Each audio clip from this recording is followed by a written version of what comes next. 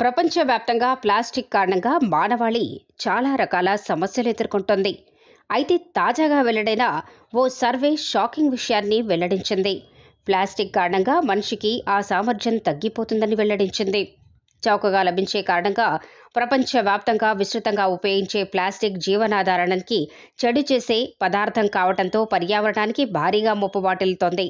మానవ నిర్మిత ప్లాస్టిక్ మానవ ఆవాసాలలోనే కాకుండా హిమాలయాలు, అంటార్కిటికాలో కూడా కనిపిస్తుంది.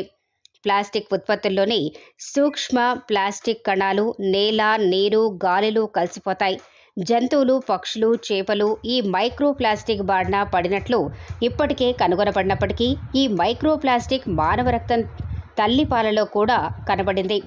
యుఎన్ఎం కాలేజ్ ఆఫ్ నర్సింగ్లోని ప్రొఫెసర్ జియాంగ్ జోన్ జాన్యూ నేతృత్వంలోని న్యూ మెక్సికో విశ్వవిద్యాలయ పరిశోధకుల బృందం ఇటీవలి శరీరంపై మైక్రో ప్లాస్టిక్ల ప్రభావాలపై పరిశోధనను ప్రచురించింది.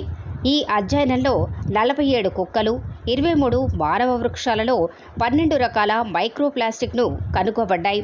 పిల్లలు, పెద్దల మన్నంలో మైక్రో ప్లాస్టిక్లు ఉన్నాయని గతేడాది నిర్వహించిన అధ్యయనంలో వెల్లడైంది. మానవ వృషణాలలో మైక్రో ప్లాస్టిక్లను కనుగొన్న అధ్యయన ఫలితాలు ప్రపంచవ్యాప్తంగా షాకింగ్కి గురిచేసింది.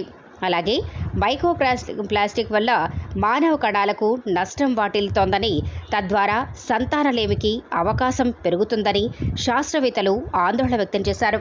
చాలామంది గుండె శస్త్రచికిత్స రోగుల గుండె కణజాలంలో మైక్రో ప్లాస్టిక్స్ అనే చిన్న ప్లాస్టిక్ కణాలు కనుగొనబడినట్లు పరిశోధకులు షాకింగ్ సమాచారాన్ని వెల్లడించారు. 5 మిల్లీమీటర్ల కంటే తక్కువ పరిమాణంలో ఉండే ఈ సాగే రేణువులు గాలిలో కలిసిపోయి నోరు, ముక్కు, చెవులతో సహా శరీర ఓపెనింగ్స్ ద్వారా ప్రవేశిస్తాయి. గుండెతో సహా శరీరంలోని అనేక భాగాల్లో పేరుకుపోతాయి.